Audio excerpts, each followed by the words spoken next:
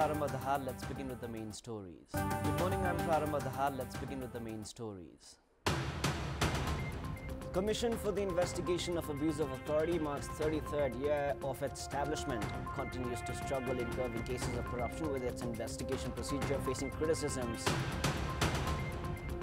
Remains of archaeological and historic significance of Buddha-era human settlements in Rupandehi being washed by flood in absence of conservation efforts.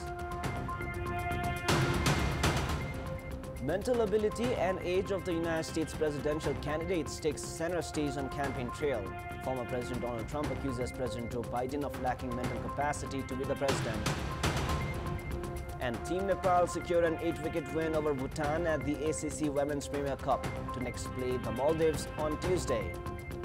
Commission for the Investigation of Abuse of Authority (CIAA) is marking its 33rd establishment day today with the slogan "Improvement in Perception, Culture and Behavior can curb corruption."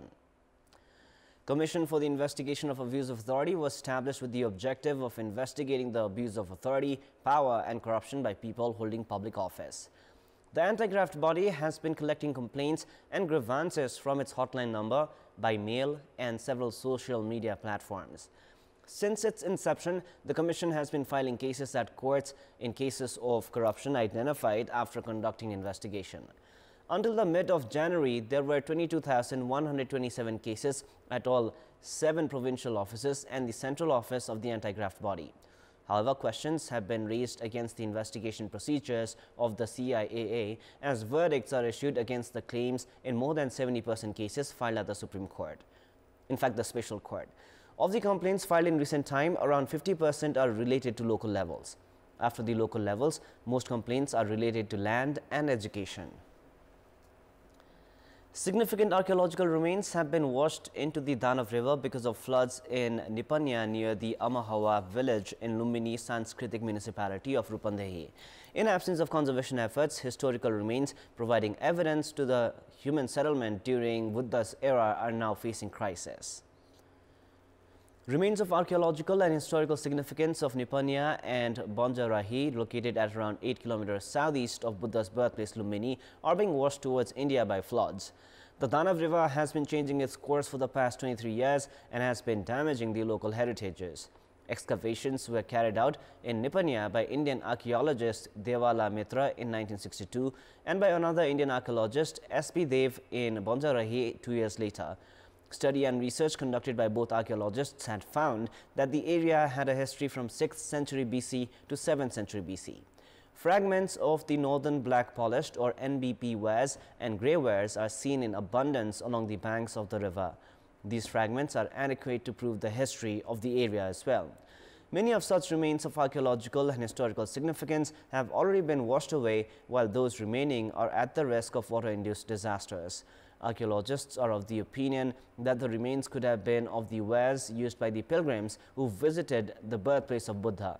Erection of Ashoka pillar at the birthplace of Buddha in Lumbini and the inscription about reduction of tax of Lumbini gram provide insights about these areas being thick settlements in the past.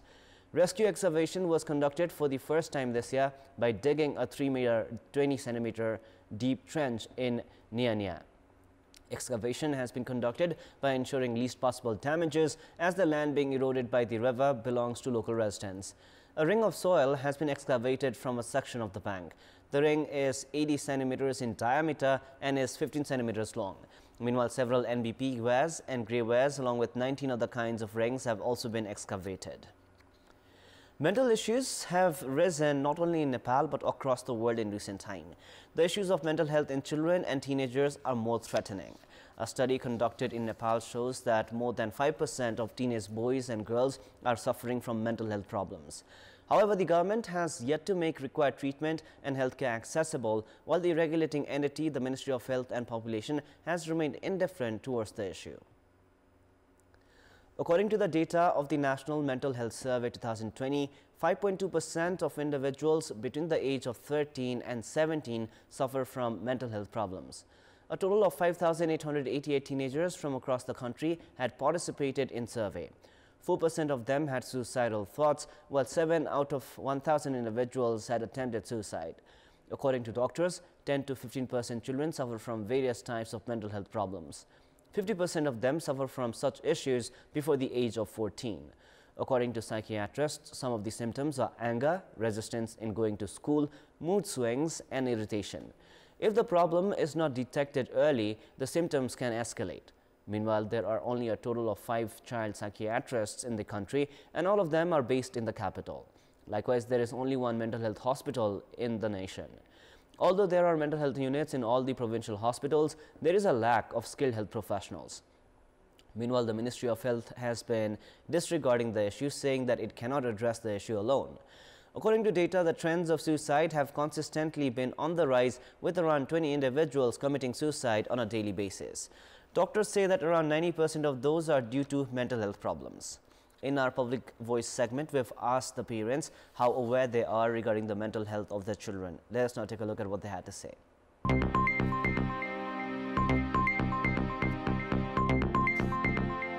खानपानदेखि लिएर उनीहरूलाई डुलाउने घुमाउने उनीहरुसँग एकछिन गफहरु गर्ने उनीहरुसँग खेल्ने त्यो अनुसार हामी बालबच्चाको मानसिक स्थितिबारे चाहिँ सचेत नै छौं। उसले गरेका क्रियाकलापहरुमा पनि अलिकति आफूले ध्यान दिएर उनीहरुलाई यसो गर बाबु भन्ने कसरी उनीहरु व्यवहार गर्छन् कस्तो किसिमले हामीले उनीहरुसँग बोल्दाखेरि हुन्छ त्यही अनुसारले हामी व्यवहार गर्छौं। पढ्न पनि भन्न पनि प्रेसर पनि गर्नु होइन त कहिलेकाहीँ यसो सामान्य चेक जाँच यसो खेल्दा गर्दा हातखुट्टा मर्कियो पनि भनेर उलाई प्रोत्साहन पनि गर्नुपर्छ। बालबालिकाहरूलाई नकारात्मक सन्देश नदिने अनि त्यसपछि घरमा पारिवारिक कलह नगर्ने। सजग त हुन खोज्छौं नै तर सजग हुन्छौं हुन सकिदैन। त्यसमा चाहिँ अब बच्चाले भनेको मान्दैन। अरु कुराहरुमा ज्ञान बढाउने खालले हैन यो मोबाइलमा मात्रै बढी केन्द्रित नहुने गराउनु पर्छ। हामीले बालबालिकाहरूलाई यो टिभी मोबाइल भन्दा अन्य खेलकुदका सामग्रीहरू खेल कार्यक्रमहरुमा अन्य एक्टिभिटिजमा जोड्न पाए भने यो समस्यालाई न्यूनीकरण गर्न सकिन्छ। बालबालिकाको लागि अभिभावक नै ठूलो महत्त्वपूर्ण हुनु पर्यो। म आफ्नो कामप्रति चाहिँ बढी सचेत भए र मेरो बालबालिकाप्रति चाहिँ मैले टाइम दिन नसकेको जस्तो मलाई चाहिँ त्यस्तो फिल भइरहेको छ। अहिले अब टेक्नोलोजीको विकास सँगसँगै बालबालिकाहरू एकदमै मोबाइलसँग नजिक हुने फिलिङ्स हुन्छ नि हामी एकअर्काप्रतिको भावनात्मक कुराबाट एकदम टाढा हुने स्थिति बढिरहेको छ। के गरिरहेका छन् कसरी खानपिनमा ध्यान दिइरहेका छन् भन्ने कुरामा म आफै सचेत हुन्छु। At the Abu Dhabi dialogue that started in the United Arab Emirates, Nepal has proposed employment providing nations to set the minimum salaries of the workers. At the meeting, Joint Secretary at the Ministry of Labour, Employment and Social Security representing Nepal, Rajiv Pokhrel proposed that the employment providing nations should determine the minimum wages of the labourers. Apart from Qatar, the main destination of Nepali workers, other nations have not determined the minimum wages of the migrant workers.